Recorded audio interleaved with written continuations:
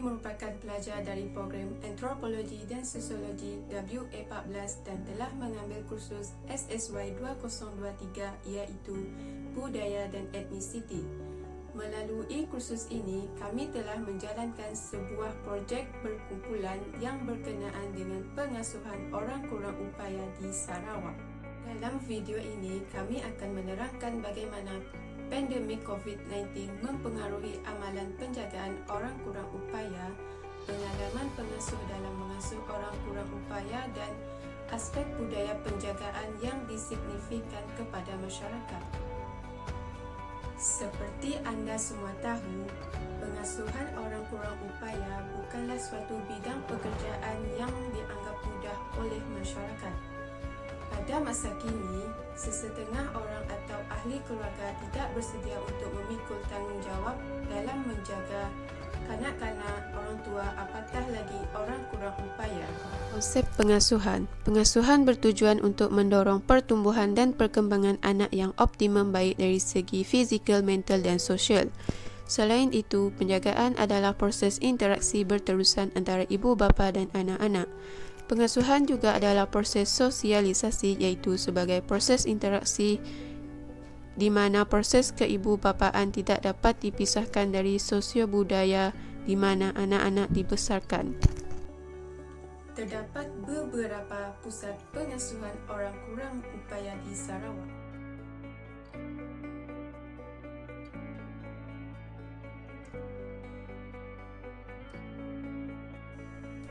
Oleh itu, dengan adanya kewujudan pusat pengasuhan orang kurang upaya di Sarawak, ianya dapat membantu dan memudahkan masyarakat. Pada masa kini, kes penularan COVID-19 semakin meningkat dari hari ke hari.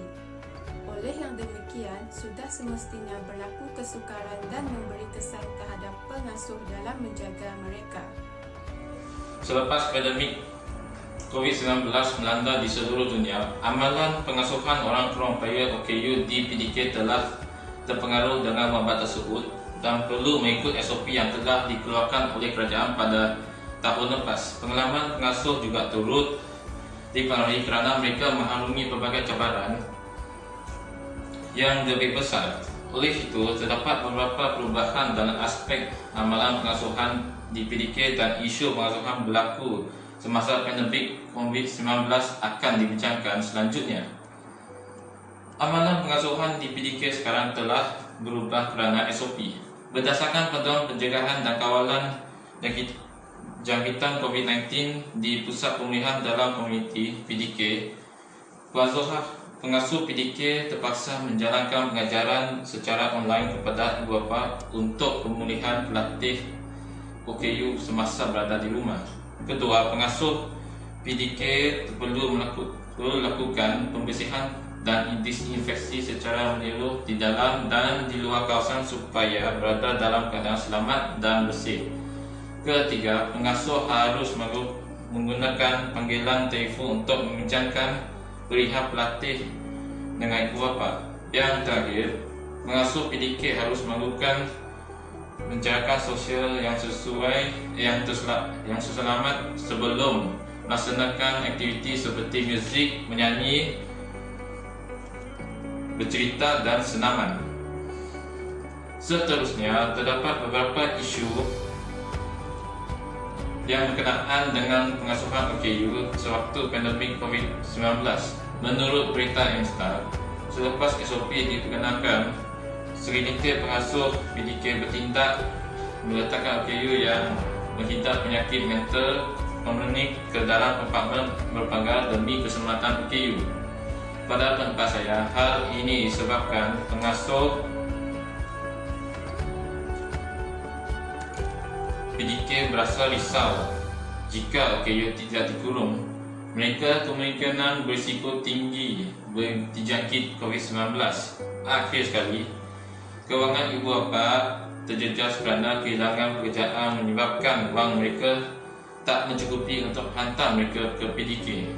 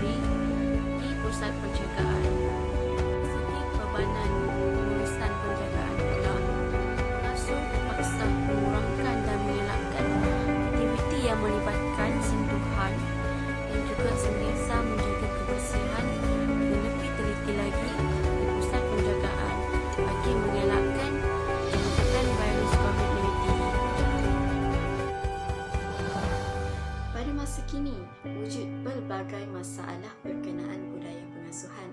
Antara masalah yang telah dikenal pasti adalah dari segi tingkah laku pengasuh. Sebagai contoh, kes pembunuhan bayi yang diakibatkan oleh pengasuh yang bertugas pada ketika itu. Dalam hal ini, segelintir masyarakat bukan sahaja mengkritik pengasuh tersebut, malah turut menyalahkan ibu bapa kerana mengabaikan tanggungjawab terhadap anak dan menyerahkan tanggungjawab tersebut kepada orang lain. Namun, seperti yang kita ketahui, pada zaman ini terdapat ramai pasangan yang bekerja dan kurang masa untuk menjaga anak, justru perlu menyerahkan hal penjagaan anak kepada pengasuh. Dalam hal ini, ibu bapa perlu mengambil langkah berjaga-jaga. Sebagai contoh, mengenal pasti latar belakang pengasuh yang bertugas, mengenal pasti tahap disiplin pengasuh tersebut, dan mengenal pasti hubungan antara pengasuh serta jiran-jiran dan hubungan pengasuh dengan masyarakat sekitar. Hal ini adalah untuk menghilangkan masalah yang mungkin menjadi masa hadapan dan untuk menghilangkan kes yang sama terjadi. Seperti yang kita ketahui, budaya pengasuhan adalah masyarakat sama ada secara langsung maupun tidak langsung.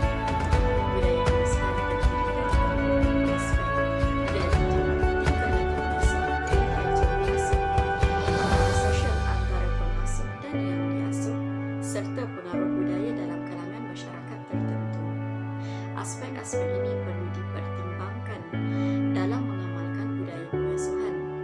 Hal ini adalah untuk mengelakkan masalah sosial yang mungkin wujud seandainya aspek-aspek ini diabaikan. Kesimpulannya, kajian ini mengenai pengasuhan kurang upaya di Sarawak memberikan banyak